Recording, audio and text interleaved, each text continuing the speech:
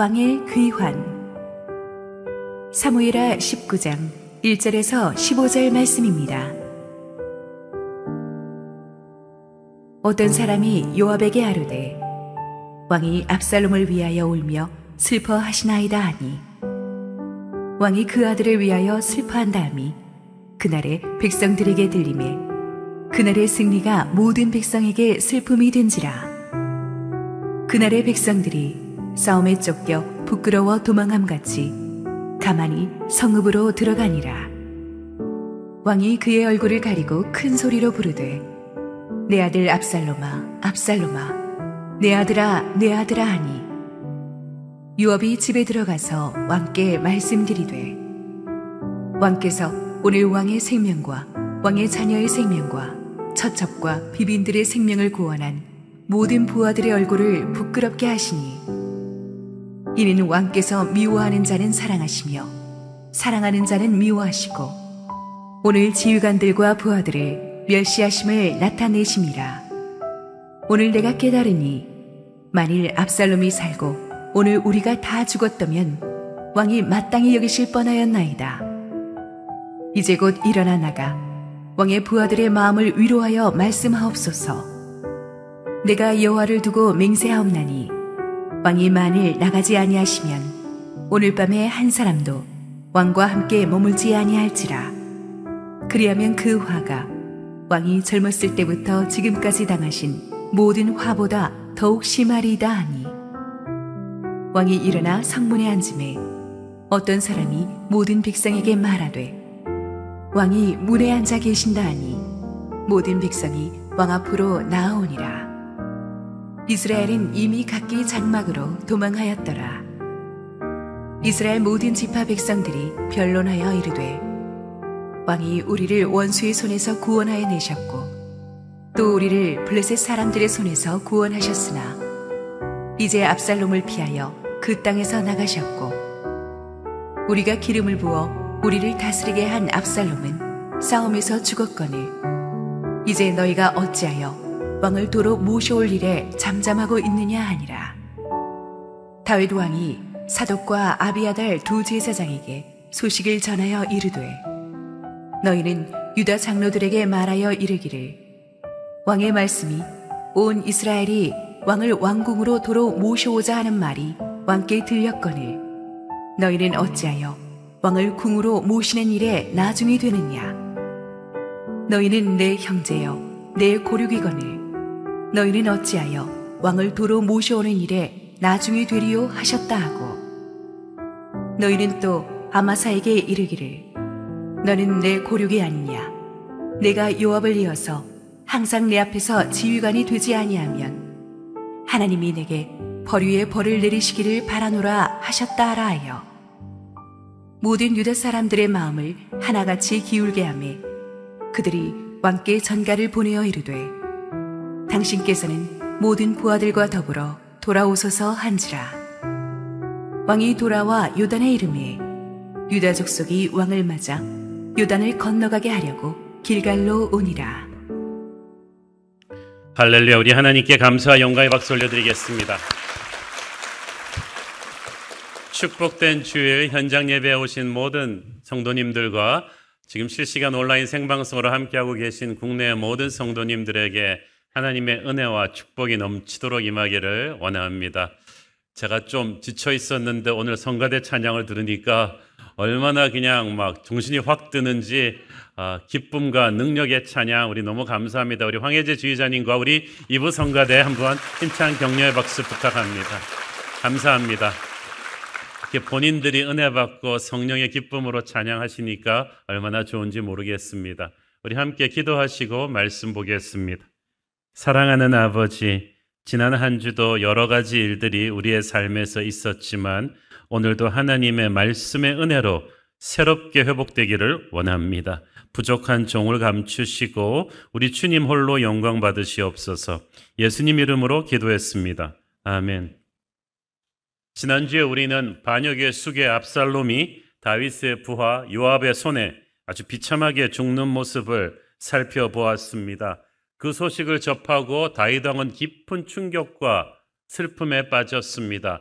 비록 아버지에게 칼을 들이댄 반역자였지만 아들은 아들이었나 봅니다. 그래서 오늘의 본문은 바로 아버지 다윗의 깊은 슬픔의 연장선상에서 출발합니다.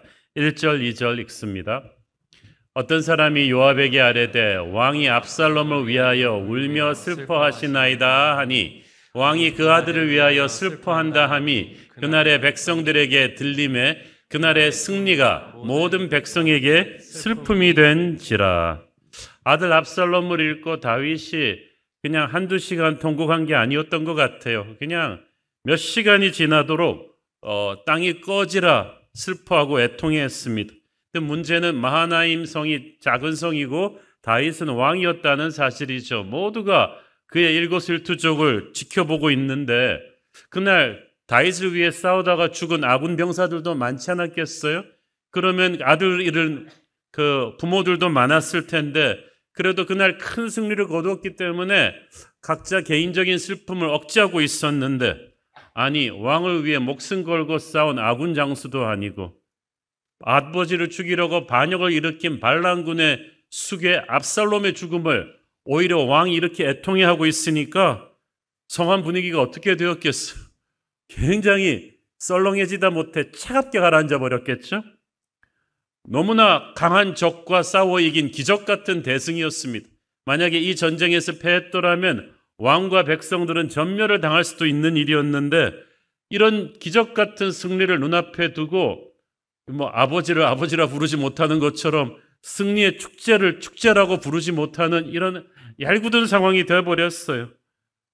전투 중에 죽임당한 반란군의 수괴가 왕의 아들이라는 사실 하나 때문에 다윗 왕은 실신할 정도로 슬퍼했고 이것 때문에 모든 백성들은 큰 혼란과 침체에 빠져버렸습니다. 3절 읽습니다.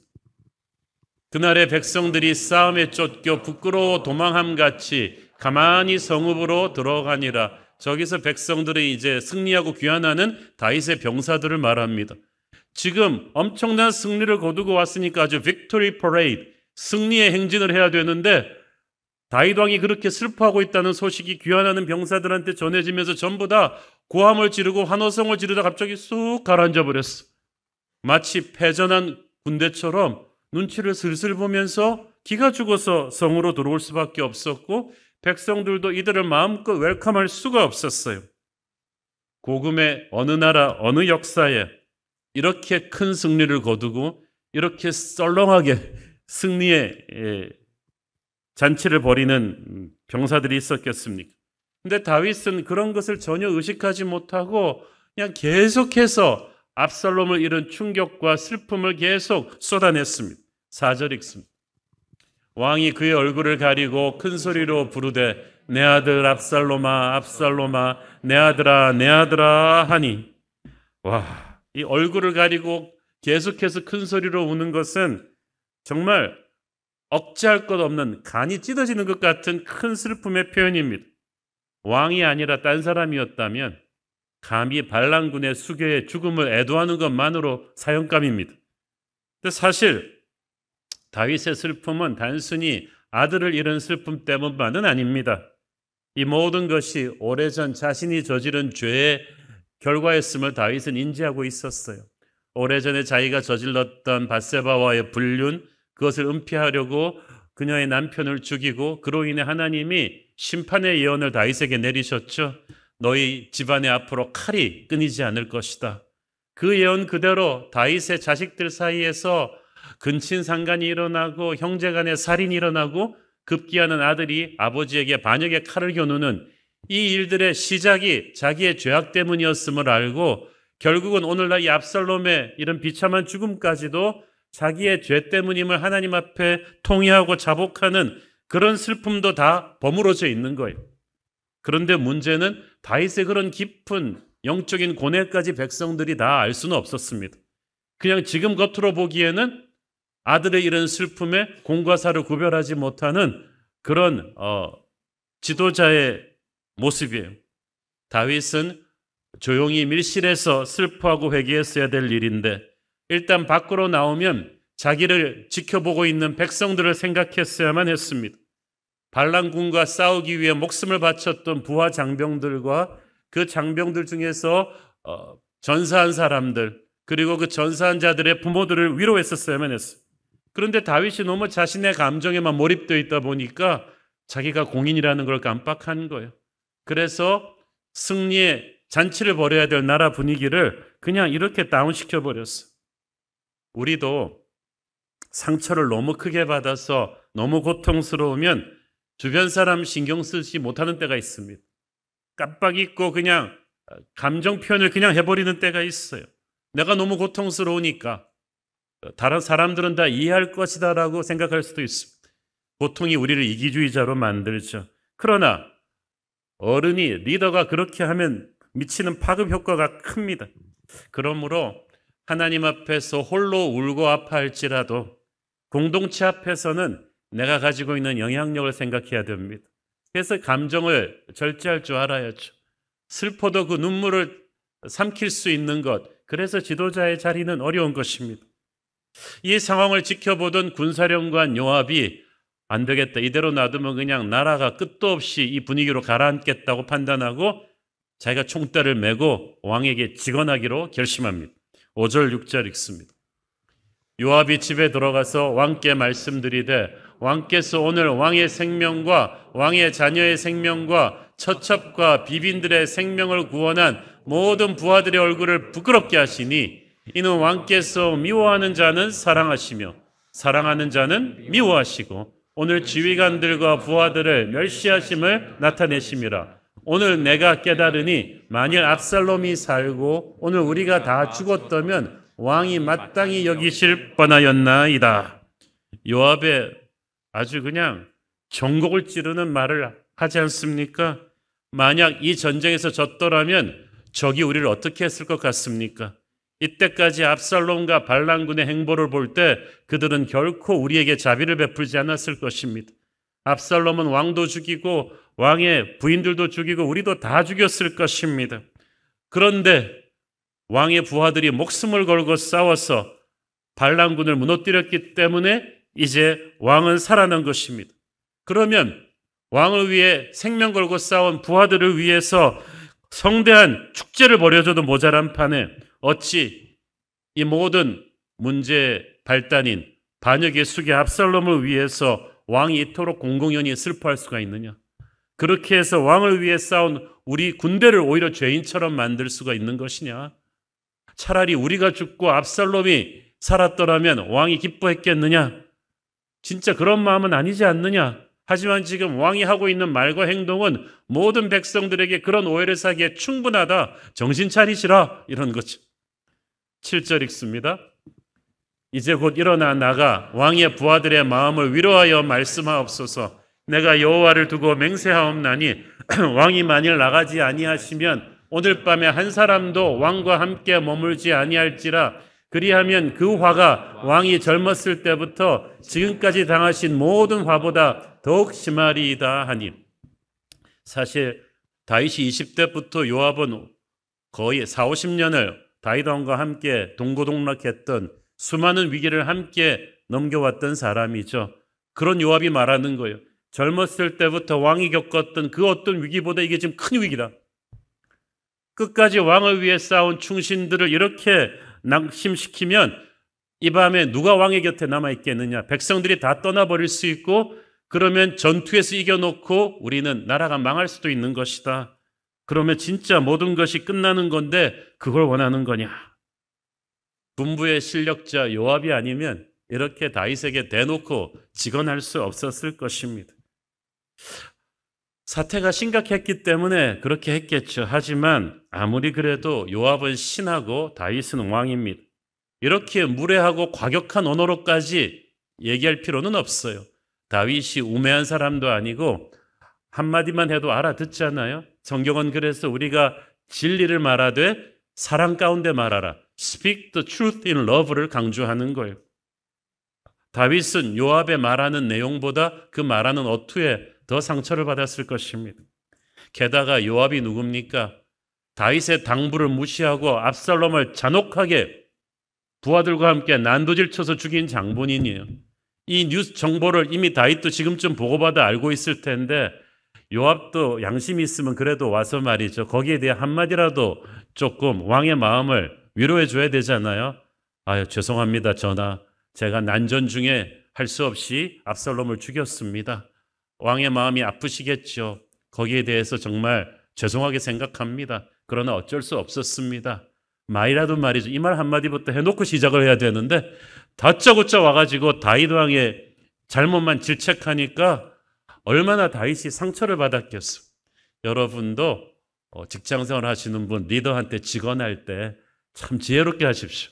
똑같은 말을 해도 이렇게 하면 안 되죠. 게다가 요압은 다윗이 압살롬을 잃은 슬픔뿐 아니라 자신의 모든 죄를 회개하는 그런 영적인 고뇌까지 하고 있다는 걸 알지 못했어요. 최측근 신하였지만 모르는 왕의 속마음 고통이 있는 법이죠. 어쨌든 다윗은 그렇지만 요압의 사나운 말에 상처는 받으면서도 정신은 차렸어요. 포인트를 잡았어요. 다윗은 참 그래서 훌륭한 왕인 것 같아요. 조금 잘못하다가도 바로 정신을 차립니다. 8절 읽습니다. 왕이 일어나 성문에 앉음에 어떤 사람이 모든 백성에게 말하되 왕이 문에 앉아 계신다 하니 모든 백성이 왕 앞으로 나오니라. 이스라엘은 이미 각기 장막으로 도망하였더라. 여기서 성문에 앉는다는 말은 보통 말이 아닙니다. 그 당시에 성문은 재판이나 행정소송 등이 이루어지는 왕의 공식 진부처와도 같은 것입니다.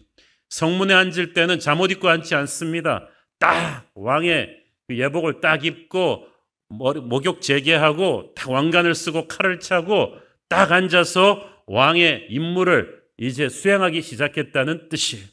모든 백성이 그것을 딱 알아챈 거예요.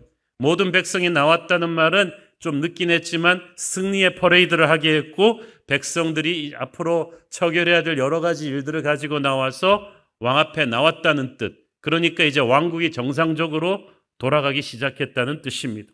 다윗이 왕의 위엄과 능력을 가지고 다시 백성들을 이끌기 시작했다는 뜻이죠. 참 이것을 보면 다윗은 정말 하나님의 은혜의 힘으로 자기 회복할 수 있는 능력이 강한 사람임을 알 수 있어요. 우리가 로봇가 아니잖아요. 리더도 감정이 여리고 마음이 약해서 허물어질 때가 있지만 다윗은 오래 그렇게 무너져 있지 않았다는 거예요. 오래전 광야 생활할 때도 그랬잖아요. 시글락에서 적의 침공을 받아서 모든 걸 잃어버렸을 때 부하들마저 다윗을 치려고 했을 때 다윗은 힘들었지만 하나님 안에서 다시 일어나잖아요. 그래서 다시 부하들을 데리고 반격해서 승리하지 않습니까? 시편에도 보면 다윗의 시편에 보면은 초반부에는 막 절망적인 슬픔을 마음껏 토로합니다. 그래갖고 이 사람 완전히 우울증 빠지지 않겠냐 할 정도까지 가는데 중반부부터 셀라 하나님의 힘으로 다시 딱딱 오뚜기처럼 일어나는 걸 볼 수가 있습니다. 이번에도 그런 것 같습니다. 분명히 다윗은 초반부에 잘못했어요. 아들의 죽음에 대한 슬픔 때문에 너무 몰입돼가지고 자기가 리더라는 걸 잠깐 잊고 평정심을 잃었어요. 그로 인해 목숨 걸고 싸운 부하들의 마음까지도 좀 다운시켰어요. 왕으로서 잘못한 거죠. 그러나 지도자도 사람이죠. 제가 항상 말씀드리지만 담임 목사도 사람이다. 몸과 마음이 무너져 내릴 때가 있다. 항상 영적으로 톱 컨디션에서 설교하는 건 아니다. 어느 주일이 그런 주일인지 저는 모른다. 근데 다윗이 지금 그랬던 것 같아요. 몸과 마음이 무너져 내려가지고 주변 사람들한테 미칠 영향력까지 미처 생각하지 못하고 막 다운된 경우가 있었어요. 그렇지만 백성들은 그래도 우리 왕은 저력이 있는 사람이다. 믿고 기다려준 것 같아요. 과연 그 믿음대로 다윗은 다운되기는 하지만 넘어지기는 하지만 오래 땅에 넘어져 있지는 않습니다. 성령의 힘으로 다시 일어납니다. 여러분도 그렇게 하십시오. 지금 혹시 넘어져 있는 분이 있다면 예수의 능력으로 다시 일어나십시오. 누구나 다윗도 넘어지고 낙심하고 울고 싶을 때가 있지만 오래 거기에 머물러 있지는 마십시오. 여러분은 그 땅에 머물러 있을 사람이 아니잖아요. 눈을 들어 하늘을 보고 다시 일어나는 여러분 되기를 축원합니다. 8절 끝부분을 보니까 이스라엘은 이미 각기 장막으로 도망하였다고 했는데 각기 장막으로 도망한 이스라엘은 누구냐 하면 압살롬의 반란군으로 와서 싸웠다가 대패하고 살아남아서 각자 그 자기들의 고향으로 돌아간 사람들을 말합니다. 12지파의 땅으로 다 돌아간 이들은 그 믿을 수 없는 패전의 소식을 퍼뜨렸을 것이고 다윗 왕은 과연 신화와 같은 전설이라는 것을 모두가 알게 되었을 것입니다. 야, 정말 다윗은 하나님이 함께하는 사람이구나. 그것과 함께 동시에 두려움이 모두를 엄습했습니다. 복음의 역사에서 반역을 일으킨 지역을 승리한 왕이 가만 놔두는 경우는 없었거든요. 우리는 이제 살아남을 수 있을까? 이거를 이제 막 걱정하기 시작했겠죠. 9절 읽습니다. 이스라엘 모든 지파 백성들이 변론하여 이르되 왕이 우리를 원수의 손에서 구원하여 내셨고 또 우리를 블레셋 사람들의 손에서 구원하셨으니 이제 압살롬을 피하여 그 땅에서 나가셨고, 여기서 이스라엘 모든 지파는 유다를 제외한 이스라엘 11지파를 말하는데 이들이 모여서 서로 변론했다. 원어로 말하면 서로 격렬하게 토론했다, 다투었다, 이런 말이죠. 가짜왕 압살롬이 죽고 반란에 실패하고 나니까 전부 다 패닉에 빠졌어. 먼저 그들이 비로소 이성을 찾았어요. 다윗 왕이 얼마나 훌륭한 왕이었는가를 그때야 기억한 거예요. 그분이 우리를 원수들의 손에서 구원해 내셨지. 블레셋의 손에서도 구원해 내셨지. 우리가 그런 왕을 몰아내고 가짜 왕에게 속았었구나. 반역이 실패하고 나니까 정신을 차린 거예요. 누가복음 15장에 보면 돌아온 탕자가 언제 정신 차립니까? 돈이 다 떨어지니까. 반역이 실패하고 나니까 정신을 차려요. 아버지의 집에는 먹을 것이 많다는 사실을 그때 깨달았어요. 선하신 아버지가 좋은 분이라는 걸 그때 깨달은 거예요. 반란에 가담한 백성들은 자신들의 진짜 왕 다윗이 얼마나 좋은 분이었는가를 기억해내야만 했습니다. 그런 왕을 배신한 것이 얼마나 큰 죄인지를 깨달아야만 했어요. 그렇게 회개해야 다시 집으로 돌아와 새 역사를 시작할 수가 있습니다. 10절 읽습니다. 우리가 기름을 부어 우리를 다스리게 한 압살롬은 싸움에서 죽었거늘 이제 너희가 어찌하여 왕을 도로 모셔올 일에 잠잠하고 있느냐 하니라. 우리가 기름을 부어 세운 왕이다. 진짜 압살롬은 man-made king, 인간들이 추대한 왕이에요.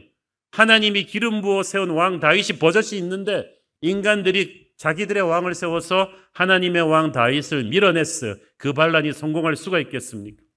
어떻게 인간이 세운 왕이 하나님이 세운 왕을 이기겠어요? 이길 수 없는 싸움을 그들은 한 거예요. 자, 그런데 중요한 것은 히브리 문화에서 그래도 어쨌든 한번 기름 부어 왕으로 세웠다는 것은 선왕 다윗 왕국의 종식을 의미했습니다. 그래서 압살롬이 비록 죽었다고 할지라도 왕의 즉위식을 이미 치렀기 때문에 다윗이 다시 섣불리 왕의 자리에 앉을 수는 없었습니다. 따라서 다윗이 예루살렘으로 복권하기 위해서는 압살롬의 기름 부심이 무효라는, 그래서 다윗이 복권할 수 있는 명분이 필요했어요. 그 명분이 뭐냐 하면 이스라엘 12지파가 자발적으로 나와서 다시 다윗을 왕으로 모셔가는 것이었습니다. 자, 다시 정리합니다. 압살롬이 망했기 때문에 그를 따랐던 모든 이스라엘 지파도 망한 거예요. 그들은 이제 반역의 자식으로 심판을 받아야 돼요. 참된 왕을 버리고 잘못된 왕을 따랐기 때문이죠. 그들이 심판을 면할 수 있는 유일한 방법은 잘못된 왕 압살롬을 따랐던 과거를 청산하고 참된 왕을 다시 자기신들의 인생의 보좌로 모셔오는 것이었습니다. 이것은 그 누구도 대신해 줄 수 없어요. 자기들의 결단으로 해야 돼요. 그들은 원래 압살롬의 백성이 아니에요. 다윗의 백성이었어. 잘못된 왕에게 미혹되어서 잘못된 선택을 하다가 인생이 망했거든요. 근데 이제 진짜 왕 다윗이 승리했고 귀환하시려고 해요. 그렇다면 빨리 가짜 왕을 따랐던 자신들의 죄를 참회하고 진짜 왕을 맞아들어야죠. 우리는 하나님만 따라야 될 주의 백성입니다. 그런데 그런 주의 백성들이 간혹 가짜 왕 마귀에게 미혹되어서 하나님이 아닌 돈을 따라갔다가 권력을 따라갔다가 잘못된 길을 가다가 망할 때가 있습니다. 이때 빨리 회개하고 돌아와서 진짜 왕에게 용서를 구해야죠. 그 왕을 모셔드려 가야죠. 망했는데도 사태의 원인을 깨닫지 못하고 어기적거리고 있다면 상황은 더 악화될 것입니다. 진짜 왕을 여러분의 인생의 보좌로 빨리 다시 모셔와야 합니다. 이 선택은 누가 대신해 줄 수 없어요. 요한계시록 3장 20절 보십시오. 볼지어다 내가 문 밖에 서서 두드리노니 누구든지 내 음성을 듣고 문을 열면 내가 그에게로 들어가 그와 더불어 먹고 그는 나와 더불어 먹으리라. 요한계시록의 이 말씀이 예수 안 믿는 사람에게 한 말씀이 아니에요. 이미 예수 믿었지만 세상의 왕에게 마음을 주어서 신앙이 크게 흔들리고 있는 이중적 크리스찬들에게 주는 하나님의 경고이자 부탁이에요. 진짜 왕이 기다리고 계신다. 너의 죄를 회개하고 잘못된 왕을 선택한 그 걸음에서 유턴해서 진짜 왕을 다시 맞아들여라. 그것만이 새로운 역사를 시작할 수 있는 길이다. 그런데 이스라엘 지파들이 이제 그렇게 해야 된다는 것은 알게 되었지만 누가 고양이 목에 방울을 달 것이냐, 과연 다윗이 우리를 용서할 것이냐, 이 문제를 놓고 빨리 실천을 못하고 빨리 왕에게 달려가지를 못하고 미기적거리는 시간이 지체되니까 이번에는 다윗이 좀 마음이 초조해졌습니다. 그래서 다윗이 좀 무리수를 두게 되죠. 11절 읽습니다. 다윗 왕이 사독과 아비아달 두 제사장에게 소식을 전하여 이르되 너희는 유다 장로들에게 말하여 이르기를 왕의 말씀이 온 이스라엘이 왕을 왕궁으로 도로 모셔오자 하는 말이 왕께 들렸거늘 너희는 어찌하여 왕을 궁으로 모시는 일에 나중이 되느냐. 다윗 왕은 12지파 전체가 이렇게 자기를 모셔올 의논을 하고 있다는 말을 듣고 유다에게 사자를 보내서 너희들 지금 상황이 어떻게 돌아가는지 모르느냐? 11지파가 이 의논을 하고 있는데 왜 유다 지파가 미기적거리느냐? 너희들이 먼저 앞장서야 되지 않느냐고 재촉한 거예요. 다윗이 유다 지파 출신이잖아요. 그래서 오래전 유다의 헤브론에서 먼저 유다의 왕으로 초대되고 나서 유다가 가장 인구가 많으니까 그 힘으로 이스라엘 전체의 왕이 된 것입니다. 그런데 사악한 압살롬도 반역을 시작할 때 아버지의 루틴을 그대로 따라갔어. 헤브론으로 내려가서 유다 장로들을 장악해서 유다 지파의 힘으로 다른 지파들을 장악해서 반역을 일으킨 거예요. 사실 다윗의 입장에서 보면 유다에 대한 배신감이 컸겠죠. 게다가 압살롬의 반란군 사령관 아마사도 유다 지파입니다. 그래서 유다 지파 지도자들은 아마 다윗이 자기들을 절대 용서하지 않을 거라는 두려움이 있었던 것 같아요. 그걸 알고 다윗이 먼저 손을 내민 거죠. 다윗도 인간적인 배신감으로 생각하면 유다 지파를 참 포용하기가 쉽지 않았을 거예요. 그렇지만 어떻게 하겠어요? 자기의 핏줄이고 가장 인구도 많고 수도 예루살렘이 그 영토 안에 있고 유다를 적으로 돌리고 다시 새 역사를 시작할 수가 없잖아요. 그래서 유다를 적극 포용하기로 했는데 이 다윗이 여기서 좀 너무 지나쳤어요. 너무 인간적인 어필을 합니다. 12절 읽습니다. 너희는 내 형제요 내 고륙이거늘 너희는 어찌하여 왕을 도로 모셔오는 일에 나중이 되리오 하셨다 하고. 자, 다윗의 어필은 하나님에 대한 언급이 아니에요. 하나님께서 원하신다가 아니라 너 내 혈유가 아니냐. 쉽게 말해서 우리 같은 경상도 사람끼리 우리 같은 고향 사람들끼리 밀어줘야 되지 않느냐. 혈연에 호소한 거예요. 그래서 당신들이 한때 압살롬에게 미혹돼서 반역자가 되었지만 내가 어찌 내 피를 나눈 형제인 너희들을 버리겠느냐. 정치보복은 없을 것이다. 안심하라. 그러니까 너희들이 앞장서서 나의 환궁을 추진하면 그래서 11지파가 다 같이 일어나면 새 역사 시작에 주도권을 행사할 수 있지 않겠느냐. 이걸 한 거예요. 그뿐이 아닙니다. 다윗이 아무도 생각하지도 못한 충격적인 인사 카드를 던집니다. 13절 읽습니다. 너희는 또 아마사에게 이르기를 너는 내 고륙이 아니냐. 네가 요압을 이어서 항상 내 앞에서 지휘관이 되지 아니하면 하나님이 내게 벌 위에 벌을 내리시기를 바라노라 하셨다 하라 하여. 와, 아마사가 누굽니까? 어제까지 압살롬 반란군의 총사령관이었습니다. 물론 핏줄로 따지면 다윗의 조카요, 다윗의 사령관 요압의 사촌이죠. 그렇지만 반란군의 총사령관이란 말이에요. 이제 이쪽이 이겼으니까 전범 1호로 처형해야 될 인물을 용서해 주는 것만 해도 대단했을 텐데, 요압 대신 이쪽 군대 사령관으로 임명하겠다고 약속한 거예요. 파격이 아니라 충격에 가까운 인사입니다. 세상에 이런 인사는 없어요. 제가 다윗이 왜 이런 충격적인 카드를 꺼내들었을까 생각을 해봤는데 두 가지인 것 같아요. 일단은 요압이 싫어요. 자신의 뜻을 어기고 압살롬을 얼마나 잔혹하게 살해했는지 그 이야기를 들었고, 그리고 또 자기 면전에 들어와서 얼마나 싸나운 말로 직언을 합니다. 수십 년 동안 이 요압의 이런 충동적이고 자기 주관적인 이 싸나움에 다윗이 너무 지쳐 있었던 것 같고, 둘째는 반란군의 군장인 아마사, 특히 유다 지파의 군장인 아마사를 회유함으로써 쉽게 결정을 내리지 못하고 있는 유다 지파를 끌어안고 남은 반역 세력들을 안심시키겠다는 또 정치적인 제스처였던 것 같아요. 그러나 그렇다고 해도 지금은 너무 성급하고 무리한 결정입니다.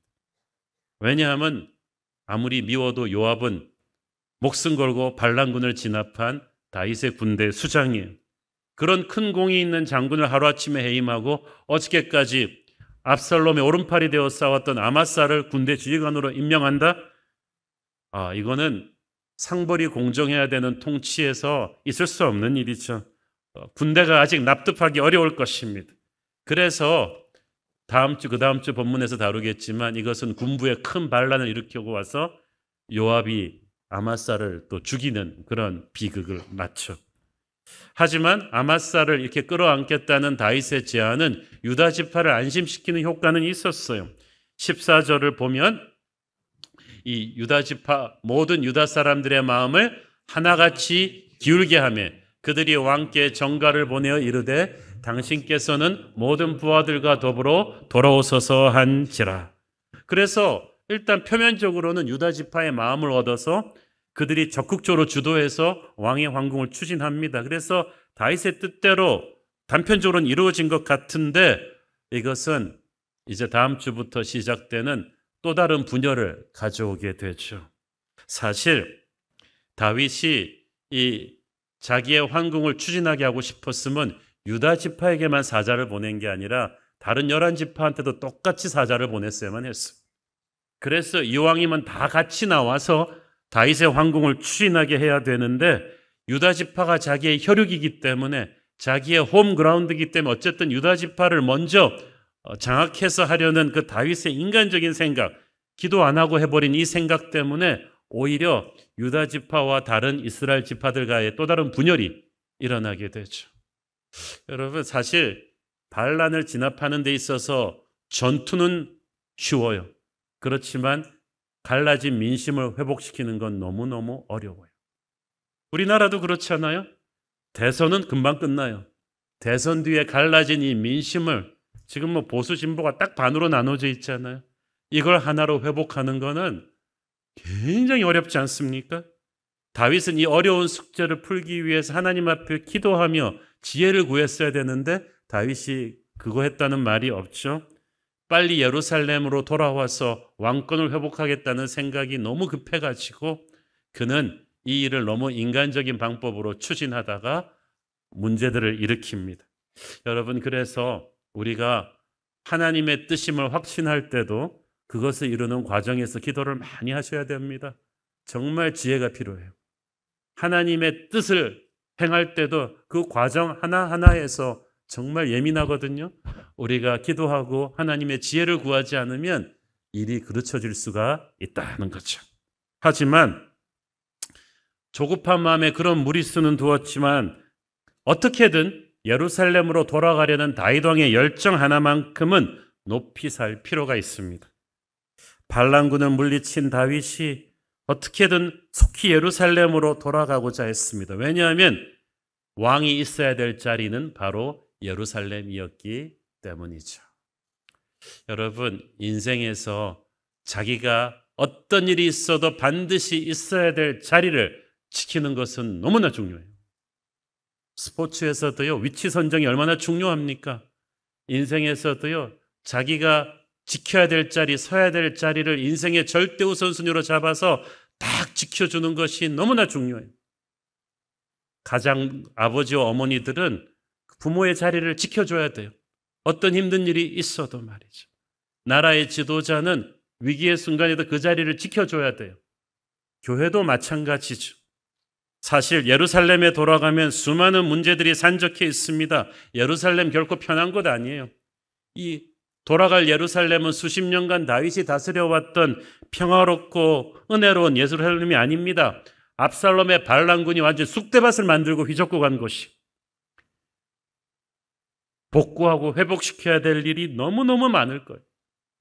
반란군으로 인해서 상처와 실패가 가득한 땅이 예루살렘입니다.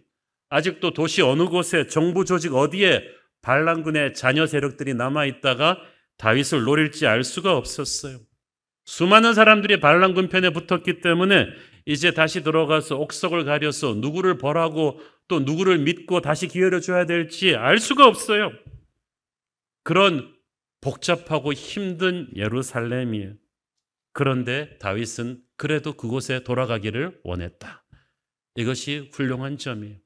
사실 역사의 다른 왕들 같으면 자기가 피신한 곳에 왕궁을 세우고 골치 아프다, 나 여기서 그냥 새로 왕궁을 세워서 새로 시작할란다 할 수도 있었지만 다윗은 아니에요. 하나님의 성막이 있는, 하나님의 임재가 있는 사명의 자리 예루살렘으로 돌아가려고 했습니다. 이것이 중요합니다. 자기 편한 것 따지면 그럴 필요가 없죠. 그러나 여러분 인생에서 내 행복, 내 편한 것을 중심으로 결정을 하지를 마세요. 우리가 행복해지기 위해서 예수 믿는 거 아니잖아요. 바울이 행복해지려고 살았다면은 빌립보 선교 이런 거 가지 말아야죠. 우리의 인생의 목표는 행복이 아니라 하나님의 영광을 드러내는 것이고, 하나님의 영광은 하나님의 나라가 확장하는 데 있어서 내가 서야 될 자리에 가 서 있는 것이. 지금 다윗이 마하나임성에 계속 머물러 있으면 몸은 편했겠죠. 그렇지만 그의 영은 편하지 않을 것입니다. 우리의 영은 우리가 있어야 될 사명의 예루살렘에 있을 때 비로소 평안을 누리는 거야. 그래서 유다 백성들은요, 포로로 잡혀가서 그 세계 최강대국에 가서 포로 신분이 해방되고 2세, 3세들이 태어나서 그 정말 예루살렘과는 비교도 할 수 없는 좋은 물질적인 컨디션에서 살게 되었을 때도 다시 예루살렘으로 돌아오고자 하는 사람들이 많았어요. 고생길이 뻔한데 왜? 거기가 하나님의 임재가 있는 사명의 땅이거든요. 예루살렘은 편한 곳이 아닙니다. 그러나 하나님의 임재가 사명이 있는 곳이. 우리는 우리의 예루살렘에 가서 서야 돼요. 여러분, 스포츠 선수들 생각해 보세요. 스포츠 선수들, 그날을 위해서 피나는 훈련을 한 선수들의 꿈은 그라운드에서 주전으로 뛰는 거예요. 편하기는 벤치가 제일 편하죠. 에어컨 빵빵하게 나오고 옆에서 막 드링크 마시면서 편하게 있을 수 있죠. 상처와 부상의 위험도 없고 욕먹을 위험도 없는데, 그라운드로 나가면 사방에서 태클이 들어오고 팬들 야유하고 상대편 야유하고 별의별 힘든 일이 다 있습니다만은, 그래도 선수는 단 1초라도 벤치가 아니라 그라운드에 서 있기를 원해요. 안 그렇습니까? 우리의 인생도 마찬가지. 여러분, 우리는 편하게 벤치에 앉아서 행복하게 살기를 원하십니까? 아니면 뼈가 부서져도 실패와 상처와 고통이 기다려도 우리의 예루살렘에 가 서 있을 것입니까?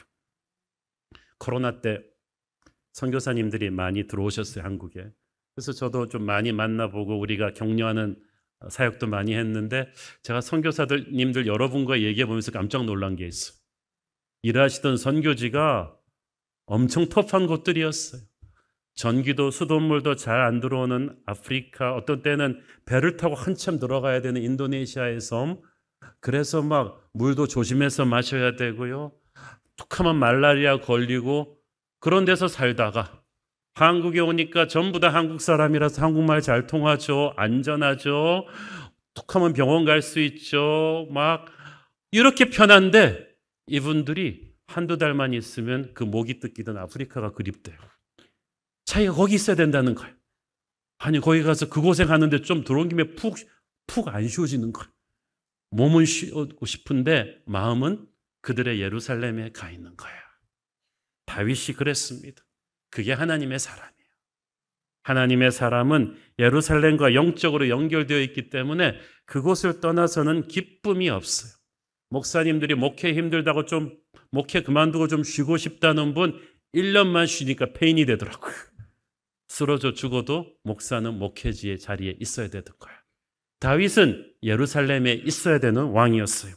우리는 어떤 일이 있어도 우리의 예루살렘으로 돌아가야만 합니다. 편하고 쉬운 자리는 아니에요. 거기에는 영광과 실패와 상처도 있는 곳인데 그곳에 서서 나라의 왕으로 경영해야 될 때, 나라를 경영할 때 그는 다윗이 되는 거예요. 그 G.O.D 노래 가사에 그런 것도 있잖아요. 네가 있어야 될 곳은 바로 거기다. 우리한테도 하나님이 네가 있어야 될 곳은 여기다. 그런 사명의 자리 예루살렘이 있습니다. 여러분의 가정이 예루살렘이죠. 여러분 가정을 지키셔야 돼요. 교회도 예루살렘이죠. 주일학교 선생님들, 순장님들 힘들죠. 때려치고 싶죠. 때려친 분도 있어요. 그렇지만 행복하지 않잖아요. 여러분의 예루살렘으로 돌아가야 돼요. 거기에 힘들어서 다시 돌아가서 그곳을 지킬 때 희한하게도 성령의 박동소리를 여러분은 다시 느낄 것입니다. 이게 뭐지? 이게 뭐지?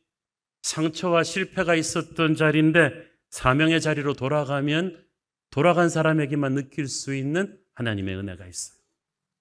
세상에 언어로 설명할 수가 없는 선한 능력이 그때부터 내게 임하기 시작하고 눈빛에 빛이 반짝이기 시작하고 여러분은 진짜 살아있음을 느끼게 될 것입니다.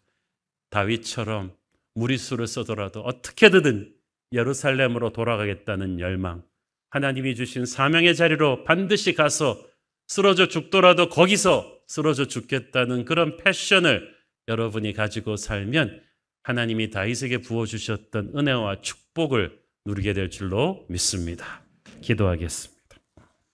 주님 은혜를 감사합니다. 어떤 일이 있어도 예루살렘으로 돌아오기를 원했던 다윗처럼 환난과 고난과 실패가 있었지만 하나님의 영광과 임재가 있는 예루살렘으로 돌아오기를 원했던 다윗처럼 우리도 편하고 행복한 것을 찾지 말고 우리가 있어야 될 사명의 예루살렘으로 돌아가게 하옵소서. 예수님 이름으로 기도했습니다. 아멘.